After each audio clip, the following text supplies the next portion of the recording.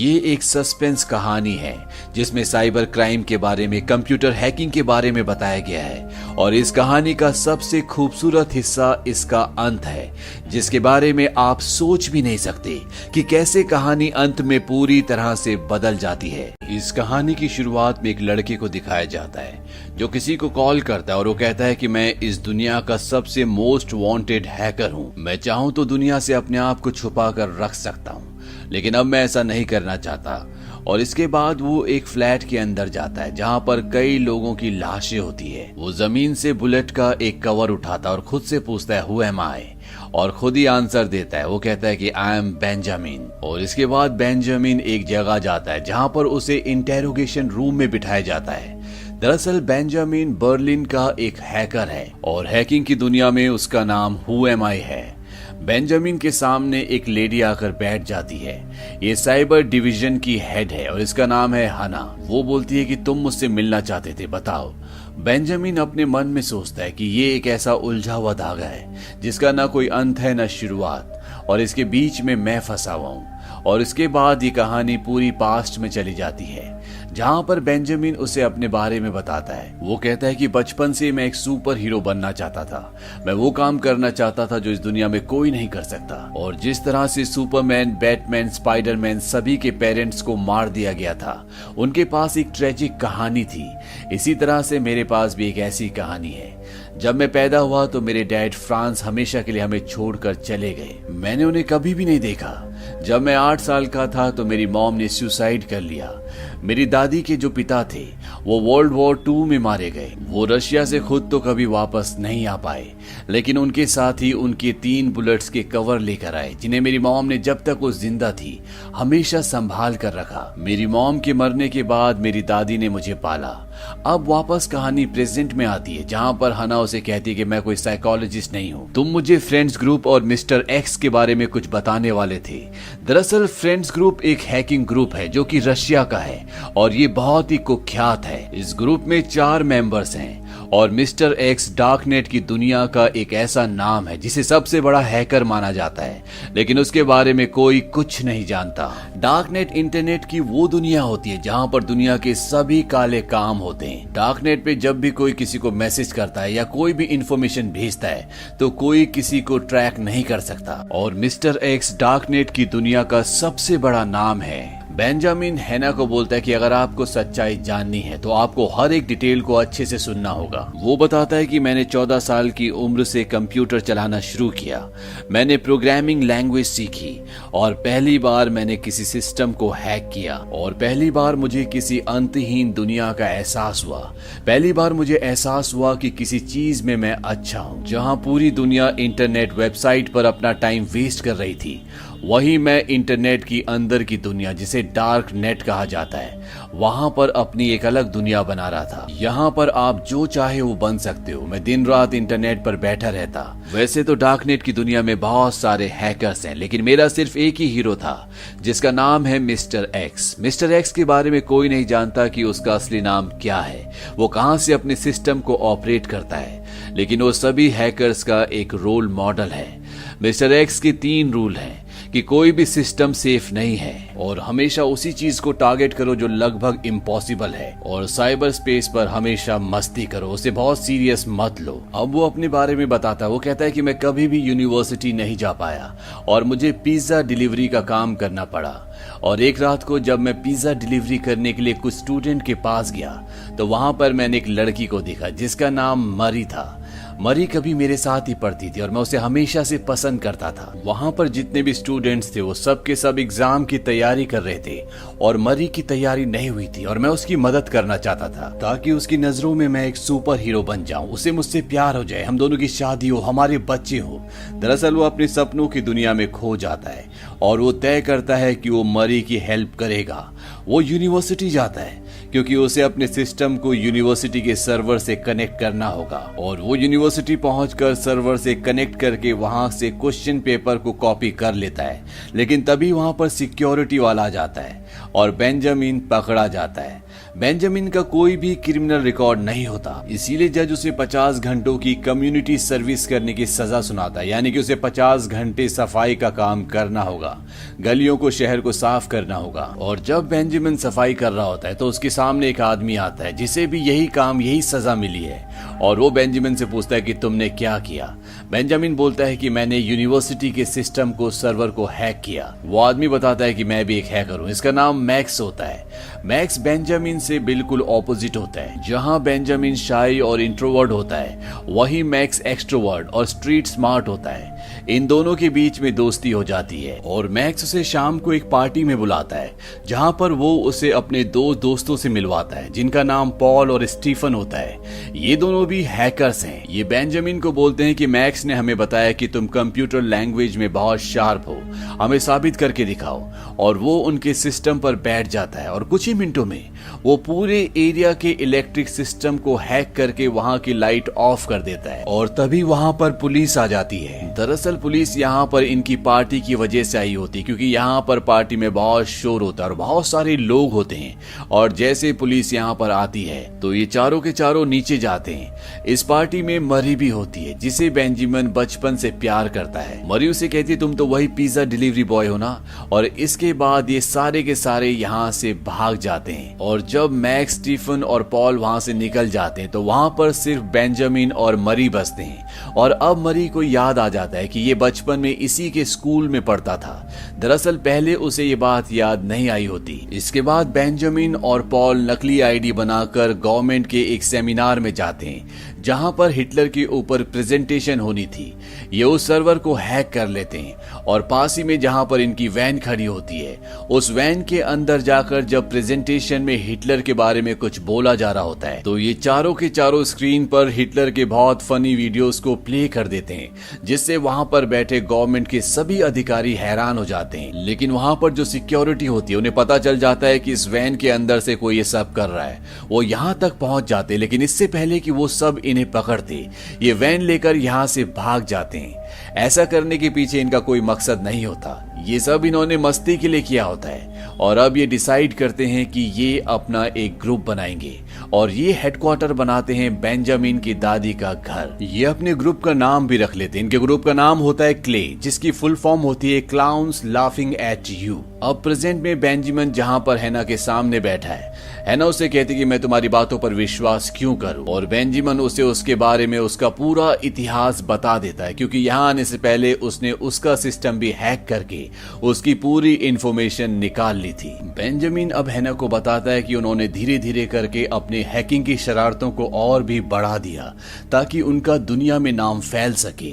और वो एक के बाद एक कई हैकिंग करते चले गए और उनका नाम अब धीरे धीरे सोशल मीडिया पर इतना ज्यादा फैल गया था कि टीवी पर भी उनकी न्यूज आना शुरू हो गई। क्ले ग्रुप अब एक नॉर्मल ग्रुप नहीं था, बल्कि वो वर्ल्ड वाइड फेमस होना शुरू हो जाता है। और अब ये लोग मिस्टर एक्स से अपने बारे में कुछ सुनना चाहते हैं, क्योंकि वो इनका रोल मॉडल है, वो दुनिया का सबसे बड़ा हैकर है। और जब इंटरनेट पर मिस्टर एक्स से क्ले ग्रुप के बारे में पूछा जाता है तो वो कहता है कि कौन क्ले ग्रुप, मैं इसके बारे में कुछ भी नहीं जानता। इस बात से मैक्स को बहुत गुस्सा आता है। वो कहता है हम सबसे बड़े लूजर्स हैं। दरअसल ये मिस्टर एक्स को इम्प्रेस करके उसके दोस्तों की लिस्ट में अपना नाम सबसे ऊपर शामिल करना चाहते हैं, लेकिन वो इन्हें बिल्कुल भी इंटरटेन नहीं करता। लेकिन ये अपने इसी तरह के कारनामे जारी रखते हैं और एक दिन इन्हें मिस्टर एक्स का मैसेज आता है। दरअसल उसने एक सीक्रेट गवर्नमेंट की फाइल चुराई होती है जो कि क्ले ग्रुप के बारे में होती है, जिसमें साइबर क्राइम कमीशन ने ये रिपोर्ट दी होती है कि क्ले ग्रुप बहुत बड़ा ग्रुप नहीं है, वो हार्मफुल नहीं है। और इस चीज का मिस्टर एक्स मजाक उड़ाता है। वो कहता है बंच ऑफ बेबीज है, यानी कि ये बच्चे हैं। और इस बात से चारों के चारों बहुत बुरी तरह परेशान हो जाते हैं। और बेंजामिन कहता है कि अब हमें कुछ बड़ा करना होगा। वो कहता है कि हमें BND जो कि जर्मन सेंट्रल इंटेलिजेंस है, उसकी बिल्डिंग को हैक करना होगा, तभी हमें दुनिया जानेगी। और ये चारों के चारों इस काम के लिए राजी हो जाते हैं। और अगले दिन ये उस जगह जाते हैं जहां पर जर्मन सेंट्रल इंटेलिजेंस अपना कचरा फेंकता है और वो वहां कचरे में कुछ ढूंढते हैं और इन्हें वहां पर कुछ सेंसिटिव फाइल्स मिल जाती हैं, जिसमें इन्हें कुछ इंपॉर्टेंट ईमेल आईडीज मिल जाती है। और इन ईमेल आईडी आईडीज के जरिए, फिशिंग पेज के जरिए ये जर्मन सेंट्रल इंटेलिजेंस यानी कि BND बिल्डिंग के अंदर जाने का अपना रास्ता खोल देते हैं और बेंजामिन इनके इंटरनल सर्वर को हैक करके वहां से सारा डेटा कॉपी कर लेता है और साथ ही साथ इनके प्रिंटर को भी हैक कर लेते हैं और अगली सुबह सभी प्रिंटर से एक ही प्रिंट निकलता है जिसमें इनकी क्लाउन का लोगो होता है और उस पर लिखा होता है Clay was here, no system is safe. और रात को इस सब के सब पार्टी कर रहे होते हैं और बेंजामिन देखता है कि यहाँ पर उसका दोस्त मैक्स उस लड़की को जिसे वो पसंद करता है जिसका नाम मरी है उसे किस कर रहा होता है। बेंजामिन गुस्सा होकर यहाँ से चला जाता है। हालांकि उसके दोस्त उसे मनाने के लिए घर पर आते भी हैं लेकिन वो दरवाजा नहीं खोलता और अब वो सारा डेटा जो उसने BND यानी कि जर्मन सेंट्रल इंटेलिजेंस का चुराया होता है वो MRX को भेज देता है ताकि उसे पता चल सके कि ये छोटे मोटे हैकर्स नहीं है और उसे वो इम्प्रेस भी कर सके, उसके दोस्तों की लिस्ट में अपना नाम शामिल कर सके। अगली सुबह एक बार फिर से बेंजामिन के तीनों दोस्त उसके घर पर आते हैं, वो उसे उठाते हैं। अब बेंजामिन और मैक्स के बीच में मरी को लेकर लड़ाई हो रही होती है। तभी ये टीवी पर न्यूज देखते हैं जिसमें न्यूज रिपोर्टर बोल रही होती है कि कल रात को जर्मन सेंट्रल इंटेलिजेंस की बिल्डिंग के अंदर कुछ हैकर्स घुसे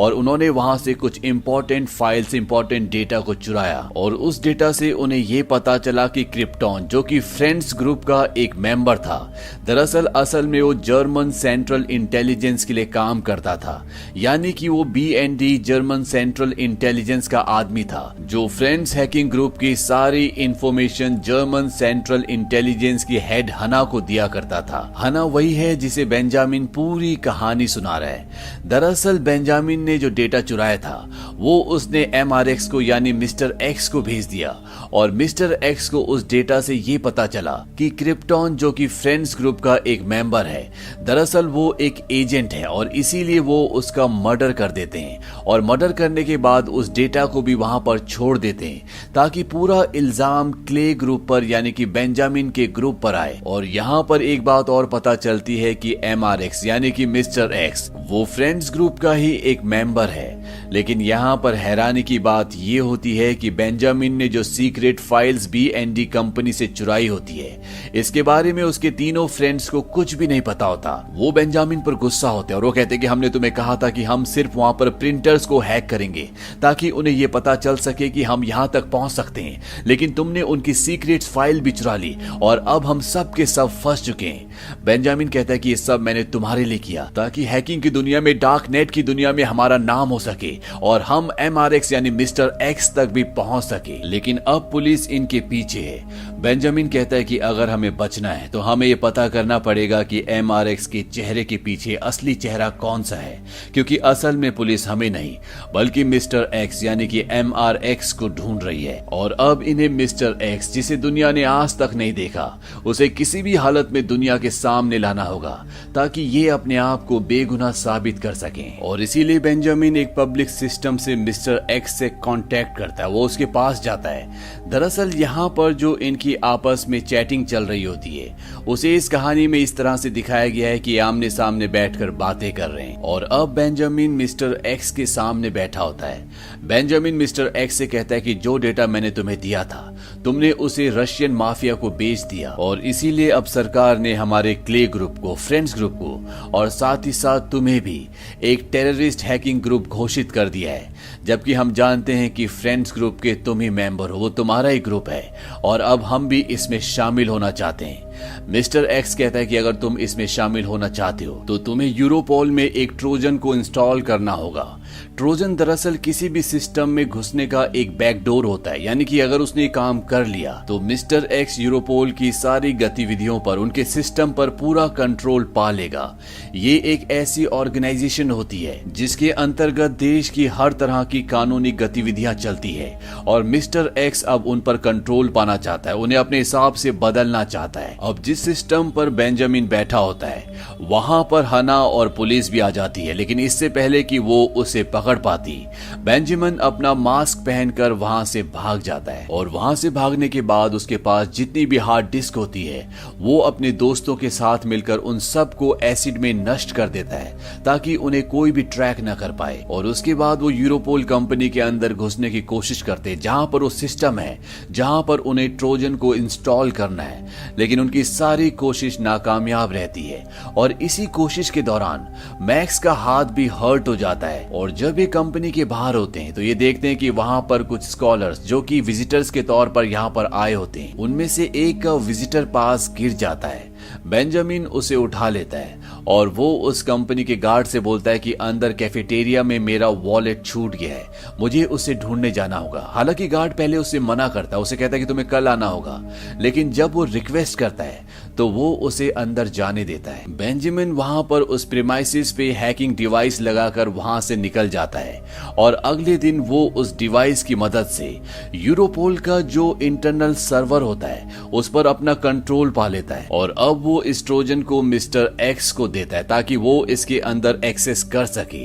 लेकिन इस ट्रोजन के अंदर एक और ट्रोजन होता है और जैसे मिस्टर एक्स इसके अंदर एंटर करेगा, एक्सेस करेगा, तो जो दूसरा ट्रोजन है उससे ये पता चल जाएगा कि मिस्टर एक्स कौन है, वो कहाँ रहता है। लेकिन मिस्टर एक्स को ये पता चल जाता है, वो इसे एक्सेप्ट नहीं करता और वो बेंजामिन के कैम्प से उसकी फोटो खींचकर उसकी स्क्रीन पर पब्लिश कर देता है। और तभी यहाँ पर रशियन मॉबस्टर्स आ जाते हैं। ये वही लोग हैं जिन्हें मिस्टर एक्स ने सारा डेटा बेचा था और अब ये बेंजामिन को मारना चाहते हैं। बेंजामिन यहाँ से भाग जाता है और भागने के बाद वो सीधा होटल के उस कमरे में जाता है जहाँ पर उसके तीनों दोस्त उसका इंतजार कर रहे हैं। लेकिन जब वो उस कमरे के अंदर एंटर करता है तो वो देखता है कि वो सब के सब मर चुके हैं और ये इस कहानी का पहला सीन है जहाँ पर बेंजामिन एक कमरे में जाता है और उसे बुलेट्स के कुछ कवर मिलते हैं और अपने दोस्तों को मरा हुआ देखने के बाद वो यहाँ से सीधा हना के पास जाता है और अब प्रेजेंट में वो हना के पास है जहाँ पर उसने अभी तक उसे सारी कहानी सुनाई है। और वो हैना को कहता है कि मैं किसी भी कीमत पर मिस्टर एक्स का चेहरा दुनिया के सामने लाना चाहता हूँ, उसे एक्सपोज करना चाहता हूँ।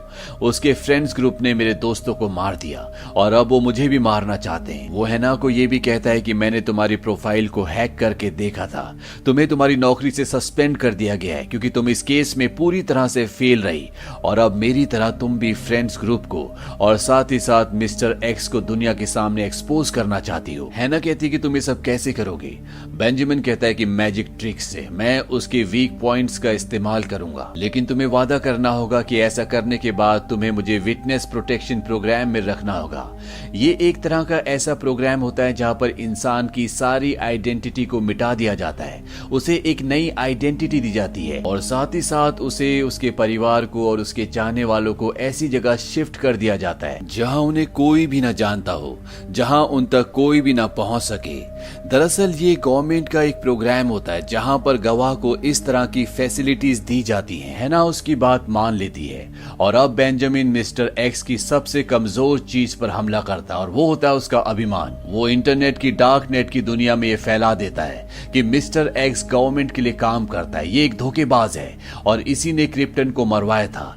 ये रशियन एजेंसीज के लिए भी काम करता है, ये आइडेंटिटीज बेचता है। इस बात से मिस्टर एक्स पूरी तरह से बौखला जाता है। वो पता करने की कोशिश करता है कि ये सब कौन कर रहा है, लेकिन उसे बिल्कुल भी पता नहीं चलता। और साथ ही साथ बेंजामिन कंप्यूटर की, डार्क नेट की दुनिया में खुद मिस्टर एक्स बनकर सबके सामने आता है और वो कहता है कि मैं मिस्टर एक्स हूँ। इस बात से असली मिस्टर एक्स पूरी तरह से बौखला जाता है और हमें ऐसा दिखाया जाता है कि मिस्टर एक्स एक कमरे में बंद है और वो उस जगह पर आने की कोशिश कर रहा है जहां पर बेंजामिन सबको ये कह रहा है कि मैं असली मिस्टर एक्स हूं, लेकिन वो वहां पर नहीं आ पा रहा होता।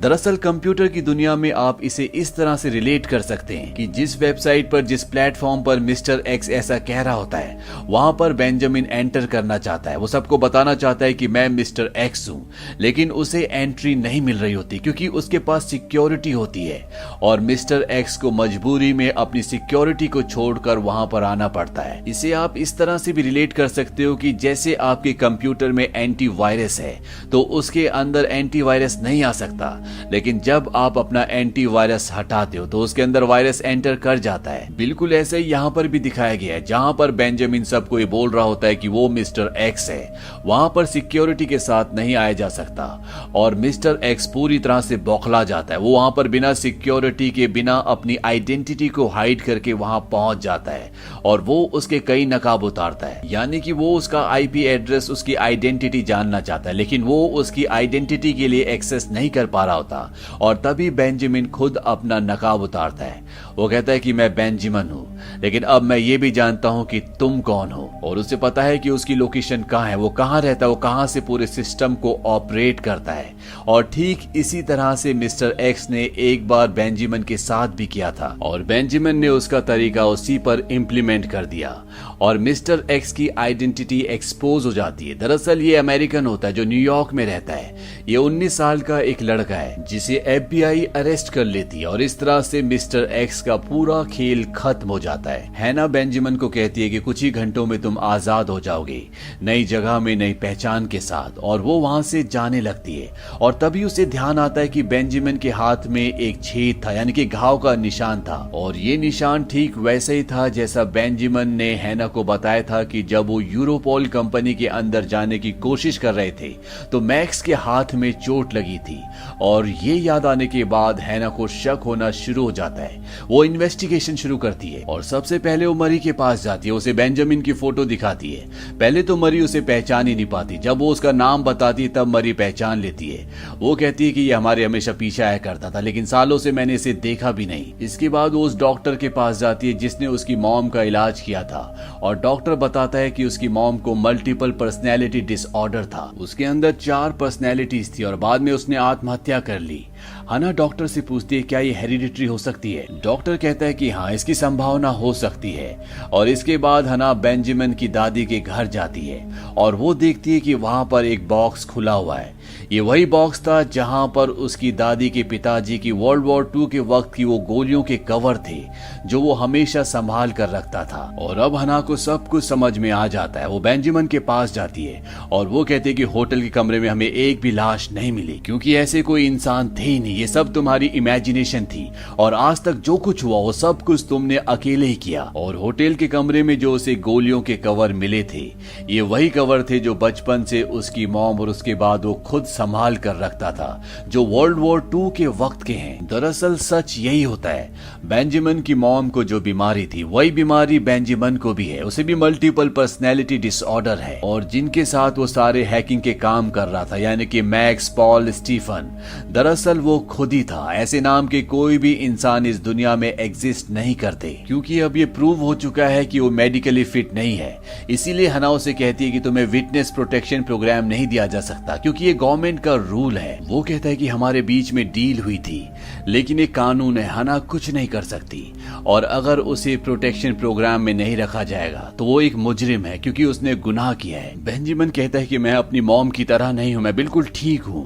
और इससे पहले कि हना उसे कोर्ट में पेश करती, वो उसे कहती है कि तुम्हारे पास 5 मिनट है, तुम अपनी आइडेंटिटी बदल सकते हो। और वो उसे सर्वर रूम में भेज देती है और वहां पर ये दिखाया जाता है कि बेंजामिन अपनी आइडेंटिटी बदलता नहीं है, बल्कि वो पूरी तरह से उसे मिटा देता है, यानी कि वो इस दुनिया में पैदा हुआ ही नहीं, उसका कोई भी रिकॉर्ड नहीं है। और हना बेंजामिन को गाड़ी में एक जगह छोड़ देती है। हालांकि उसे रियलाइज हो जाता है कि बेंजामिन ने उसे धोखा दिया है, क्योंकि उसकी वजह से जो उसे चाहिए था वो उसे मिल चुका है। मिस्टर एक्स और फ्रेंड्स ग्रुप अब पूरी तरह से पुलिस की हिरासत में है। और अंत में दिखाया जाता है कि बेंजामिन एक पानी के शिप में है और तभी उसके पास मरी, मैक्स, बेंजामिन और पॉल आ जाते हैं। यहाँ पर एक और बहुत बड़ा खुलासा होता है कि बेंजामिन ने ये पूरी प्लानिंग की थी कि हना को ये विश्वास हो जाए कि उसे भी वही बीमारी है जो उसकी मॉम थी, और वो ऐसा इसलिए करता है ताकि उसके साथ साथ उसके चारों दोस्त भी पुलिस से हमेशा के लिए आजाद हो जाए, उन्हें कोई चीज न करे। और वो अपनी इस प्लानिंग में, इस पूरे मिशन में पूरी तरह से कामयाब हो जाता है। तो ये थी पूरी कहानी मूवी हु एम आई की। ये मूवी ईयर 2014 में रिलीज हुई थी। IMDb पर इसकी रेटिंग है 7.6। उम्मीद करते हैं कि ये कहानी, ये मूवी आपको पसंद आई होगी।